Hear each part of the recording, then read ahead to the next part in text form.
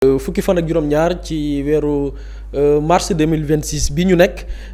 jury d'appel bu confédération africaine de football ñoo jëlub ndogal ci seen bataaxal boobu lee di xam ne ni appliqué nañ li nga xam ne mooy article 84 bu règlement de la coupe d'Afrique des nations charte yi nga xam ne moo tënk pom yi di coupe d'Afrique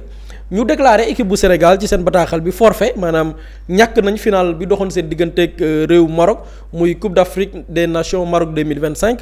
ñu ne nag loolu tënk nañ ko ci ab résultat maanaam ndogal goo xam ni dañuy daan Sénégal maanaam mel na ni Sénégal ñàkk na match bi ci ñetti bal ci dara ñu jox victoire bi ki nga xamante nii wala ñi nga xam ne ñooy réewu Maroc comme ni ma ko waxee dogal bi mi ngi tukkee ci jury d'appel bi nga xam ni Maroc ci boppam gannaaw bi jury disciplinaire bi njëkkee woon jël une décision Maroc dafa introduire ab appel ñu ne ñu ngi ko jël gannaaw appel boobu lee nga xamante ni Maroc def na ko sukkandiku d'après seen bataaxal article yi nga xamante ni mooy article 82 ak article 84 bi ñeel charte yi nga xamante ni nii moo tënk pom yi di Coupe d'Afrique anam nga koy doxalee mais il faut savoir que dogal gi yamu rek ci Sénégal ñàkk gi nga xamante ni ñàkkaloon nañ ko coupe bi parce que dafa amoon beneen décision comme ni ma ko waxee jury disciplinaire bi mu jëloon parce que Maroc ci seen recours bi ñu defoon ginnaaw final bi dañu sàkk woon ñu daan Sénégal mais aussi dañu sàkk woon ñu jël coupe bi delloo leen ko jury disciplinaire bi muy décision bi njëkk bi ñu njëkkoon génnee ñoom dañ ne Sénégal moom coupe bi parce que match bi dem na ba jeex commission bi nag muy jury d'appel bi ñoom nee nañ annulé nañ mboolem décision yi nga xamante ni jury disciplinaire boobu jël nañ ko waaye il faut savoir que Maroc bi muy defaat appel dafa defaat appel ci yenn daan yi nga xamante ni daanoon nañ ko ci jury disciplinaire bi daan yi ñu jëloon parce que sanctionné wu ñu woon Sénégal kese ci wàllum koom ak yenn ci ay jouram mais Maroc tamit dañ ko sanctionné woon ci décision bi njëkkoon nga xam ne nii jury disciplinaire bi jël nañ ko Maroc tamit ci décision yooyu maanaam daan yi ñu tegoon ci yenn ci ay jouram ak yenn ci seen nit ñi nga xam ni am nañu benn comportement bi ñoom tamit dañ ci defoon ay recours bi ci njëkk dafa ñeel seen benn joueur bi nga xam ne mi ngi tudd Ismaël Saybari bi nga xamante ne nii mooy numéro 11 bu équipe nationale bu Maroc bi nga xamante ne nii moom dañ ko daanoon parce que moom ngeen gisoon ci image yi bi Yehvan Diouf doon jox serviette Edouard Mendy mu essayé woon di taxaw ci kanamam daal moom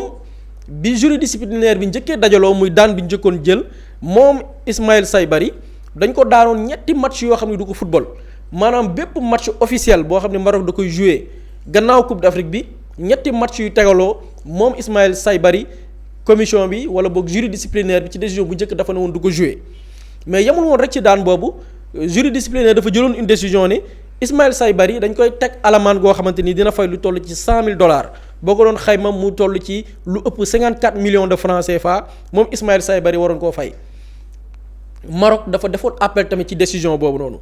jury d'appel bi ci décision bi ñu génnee démb ñetti match officiels yi ñu daanoon Ismaël Saybari teggi nañ ko daf ko képp ñaari match yoo xamante ni nii benn bi avec sursis la maanaam léegi Ismaël Saybari gannaaw comportement bi mu am benn match kese lay toog du ko football alamaan gi nga xamante ni tegoon nañ ko ci kawam mu toll ci $100,000 54 millions ak lu teg jury d'appel bi démb ci seen décision wàññi nañ ko jëlee ko ci $100,000 wàññi ko ba li nga xamante ni nii dañ ko sax annulé wàññi wuñ ko mais $100,000 yi Ismaël Saybari waroon fay toll ci 54 millions jury d'appel bu démb bi nee nañ annulé nañ ko maanaam dootul fay alamaan mais aussi dafa am beneen décision boo xamante ni nii moo ñeel responsabilité de la fédération royale marocaine de football muy organisation match bi ak yenn ci ay comportement yoo xam ne jàpp nañu tegginewul boobu itam bi jury disciplinaire bi njëkkee dajaloo dañu alamaanoon ñi nga xamante ni ñooy fédération marocaine de football lu toll ci $200,000 boo ko doon xayma ci franc CFA ëpp na 109 millions ci comportement bi nga xamante ni ramasseur de balles yi amoon nañ ko ci match bi doxoon diggante Sénégal ak Maroc démb bi jury d'appel bi génnee sa décision alamaan googu ñu tegoon ci réewu Maroc toll ci $200,000 jury d'appel bi démb wàññi na ko ba $50,000 maanaam léegi dootuñu fay 109 millions de francs CFA waaye 28 millions képp la ñuy fay ñu doo wàññi ko boobu itam di fàttali également ci biir match bi gisoon nañu ay joueurs sénégalais ñu leen doon teg ay laser comportement boobu tukkee ci les supporters marocains daan bu njëkk bi muy jury disciplinaire bi dañu daan fédération royale marocaine de football mu fay $15,000 yoo xamante ni nii bi ñu ko xaymaa ci franc CFA dafay toll ci lu ëpp 8 millions pour yenn ci seeni supporters di jëfandikoo ay laser ngir faagaagal wala boog joueurs sénégalais yi bañ a mën a gis démb tamit bi jury d'appel bi génnee sa décision wàññi nañ $15,000 yi def ko $10,000 maanaam 5 millions ak lu tegal képp la ñuy fay donc loolu la ñu jàpp ci li nga xamante ni mooy décision bi en dehors daan bi ñu daan ne dañ ko daan Sénégal parce que dafay ñàkk coupe bi Maroc yenn ci ay daan yi nga xam ne tegoon nañ ko wàññi nañ ko réduire ko yenn yi sax ñu annuler ko par rapport ak seen joueur bi nga xam ne mooy Ismaïla Saybari amende bi ñu ko tegoon nee na teggi nañ ko te alors que gis nañ un comportement inapproprié bi nga xamante ni joueur bi amoon na ko donc loolu lañ mën a daaw jàpp ci tënk ci bataaxal bi nga xam ne waa CAF génnee nañ ko démb. jërëjëf bu dee am na solo Pape Samba ban jàngat nga am ci bataaxal boobu nga xam ne CAF génnee na ko. effectivement muy bataaxalu gàcce communiqué de la honte parce que c'est-à-dire que communiqué fi mu wàccee sax moo gën a doy waar xam nga sénégalais yi et même les marocains man li ma gëm mooy ñu bëri jàlloon nañ ci coupe d'Afrique bi jàll. c'est-à-dire que la finale de la coupe d'Afrique bu ma juumul le 18 janvier la woon tey ñu ngi le 18 mars CAF génne woon décision ba pare par rapport ak yenn sanction yoo xamante ne dañ koy def ñu ne ay amende la ñuy def aj Pape Thiaw ak yooyu te ñun ñu toogoon fi wax ni ci loolu rek la ñu mën a yam Sénégal ne ñoom du ñu def appel après xëy na buri dina ci ñëw sax dans la chronologie Maroc ne ñoom dañuy def appel ñu toogaatoon fi ne marocains yi du ñu bàyyi parce que ñoom li xew foofu humiliation la ci ñoom donc ñoom du ñu bàyyi benn aspect mais ce qui est extraordinaire nag mooy que la CAF ñëw jël une décision boo xamante ne c'est-à-dire que c'est du jamais vu quoi c'est une décision boo xamante ne bu dul dara li ñu ko waxee sànq ci propos introductif bi day gàkkal deru Afrique parce que li ñu wax ni ce n'est même pas viser l'équipe nationale du Sénégal ah te boo xoolee dans la manière de le faire communiqué bi ñu ngi ko génnee presque tard la nuit c'est-à-dire que c'est une attitude de brigand jël xaar ba guddi génnee sa communiqué et même par rapport ak décision yi ñu fa jël xam nga nit ñi dañuy jàpp rek le cas du Sénégal ni dañ leen di retirer le match te après ñun dinañ ci ñëwaat sur le plan juridique mais c'est-à-dire que les amendes yi ñu jox marocains yi ñu ne dañ ko wàññi Saybari bi ñu gis mu ne moom day jël serviette Edouard Mendy Yehvan Diouf bi yore serviette bi yow doo jox Edouard Mendy serviette am kooku ñu gis ko mais le même Saybari mi dem après hôtelu Lions yi pour jéggalu Edouard Mendy léegi CAF nee na non loolu garaawul benn match suspension la beneen bi sursis et puis xaalis bi ñu la wax sax yow garaawul baal nañ la ko c'est-à-dire que c'est une décision boo xamante ne en fait ça limite doo xam sax loo ci wax parce que ça fait honte mooy li ma wax sànq on a des dirigeants yoo xamante ni saa dañoo nekk ci instance de décision yi mais ils ne sont pas là pour le compte du continent africain et li ci gën a doy waar nag mooy le procédé parce que xam nga gars yi ñuy gis la décision nii rek bi wàcc mais ce n'est pas le procédé du un procédé gratuit parce que am na yoo xamante ni def nañ ko pour mu faciliter leen décision yi nga xamante ni dinañ ko jël parce que déggoon nañ ñu ne président commission des arbitres bi dàqoon nañ ko mais avant ñuy jël décision bii nii il y a 3 semaines ki nga xamante ni moom mooy diriger la commission des affaires juridiques de la CAF dañ ko dàq moom moo ko doon diriger depuis 6 ans muy Yacine Othman Roble moom moo doon diriger la commission des affaires juridiques au sein de la CAF il y a 3 semaines dañ ko dàq sans préavis c'est-à-dire que ñoom yëgaluñ ko sax defuñ ko préavis ne ko yow dañ lay dàq dañoo jékki saa dàq ko et 3 semaines après on nous sort cette décision là sans préavis joxuñ ko sax justificatif ne ko lii lañ la dàqee c'est-à-dire que il y a 3 semaines lañ def loolu dàq nañ ko moom le président de la commission juridique mais leneen li ci xew par rapport ak ñi nga xamante ne ñoom ñoo war a joxe décision bi il y a un cas boo xamante ni c'est un conflit d'intérêt manifeste parce qu'ils ont fait siéger au niveau de ñiy jël décision bi mooy la commission d'appel le président de la fédération tunisienne de football c'est un conflit manifeste d'intérêt parce que comment un président de fédération peut siéger ci ñi nga xamante ni ñoom ñoo joxe décision il y a un conflit manifeste d'intérêt loolu moo lay wan ni ñoom en fait dañoo teg benn procédure boo xamante ne xam nañ li ñu naroon xam nañ li ñu bëggoon et boo xoolee toute la chronologie tu sens que maanaam la CAF il fallait contenter le Maroc il fallait prendre une décision boo xamante ne dañuy répondre ci bëgg-bëggu Maroc ndax gis nañ Maroc avec leur caprice ne duñu organiser CAN féminine wax fi yeneen c'est-à-dire que il fallait faire quelque chose pour contenter l'équipe nationale du Maroc et les dirigeants marocains xëy na buri après dina ci ñëw ci xaritam Legja gis nañ influence bu mu am au niveau de la CAF donc il y a toute cette procédure boo xam ne dañ ko mettre en place yoo xam nañ ne dañuy dem dans le milieu du droit dans le milieu légal qui gère la commission des affaires juridiques nga dàq ko sans aucun préavis maanaam waxoo ko sax yow ni man bon lii laa lay toppee lii ngay def nga dàq ko sans aucun préavis donc ñoom amoon nañ plan bu ñu tegoon nasoon nañ benn procédure boo xamante ne dañ koy def mais ils l'ont fait d'une manière très honteuse et da ngay xool léegi les réactions au niveau des plateaux da ngay xool les réactions au niveau des médias internationaux c'est-à-dire que rafetul maanaam c'est honteux c'est indigne te ñun sax gëm naa au cours de l'émission dinañ ci gën a ñëw mais c'est pour dire que Maroc am na benn plan boo xamante ne dañ ko tegoon en complicité avec la CAF pour joxe décision bi ñu joxe nii parce que ce n'est pas une décision boo xam ne bon commission le jury disciplinaire dañoo daje rek ne waaw bon dañoo jàngat texte yi te texte yi dinañ ci ñëwaat jàmbat ko bu baax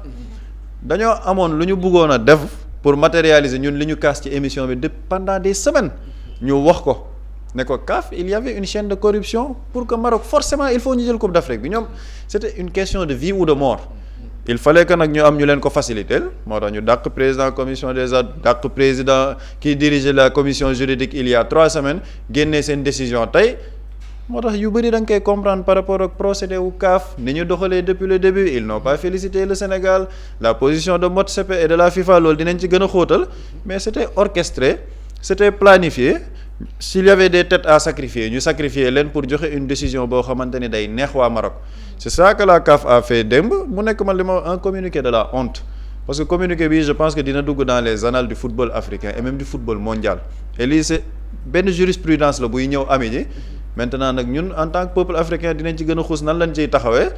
ci biir émission bi dinañ ko gën a xóotal mais pour dire que c'est un procédé boo xamante ne ñoom laloon nañ ko un procédé de brigand ay bandits li buri wax ce sont des malfaiteurs c'est une association de malfaiteurs boo xam ne ñoo téye benn instance de décision ñu ne ñoom li ñu bëgg moom mooy am au détriment des lois au détriment des intérêts des peuples africains au détriment même de la loi du sport bi nga xamante ni ñun loolu la nit ñëpp gëm maintenant nag on attendra de voir xëy na dinañ ci gën a xuus yenn yi nga xamante ni moom moo ciy dukkee par rapport ak droit bi par rapport ak li nga xamante ne am na ci buri benn question bu ndaw rek buñ ne yaa 3 semaines de cela lañ dàq ki nga xamante ni moo yor commission des affaires juridiques bi lii yëpp c'est day wane ni c'était un plan bien ficelé. effectivement en fait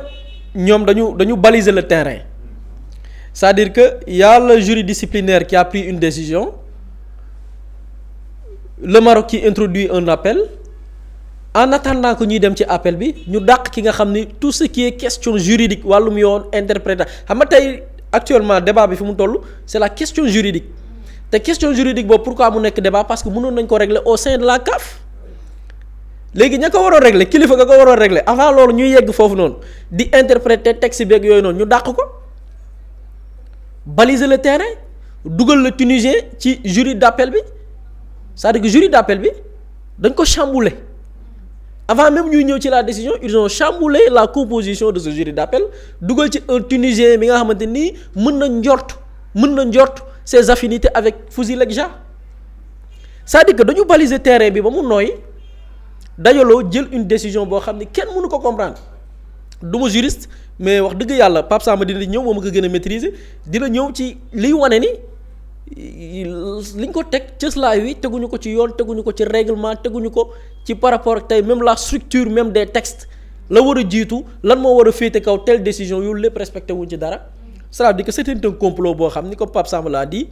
ñun teeloon nañ ci alerter ne l'objectif principal c'était de donner cette coupe au Maroc et loolu ce n'est pas après la CAN avant la CAN et on voit que tey le résultat c'est ça jox nañ ko le Maroc même bu fekkee ni après dinañ ci ñëw Pape Samba du ma ci bëgg ma ci xuus dina ci dikk par rapport ak tey ñii naan est-ce que dañuy delloo coupe beeg dañuy delloo médaille bi mais en tout cas il faut savoir que amul gàcce gu gën a rëy ci histoire football bu Afrique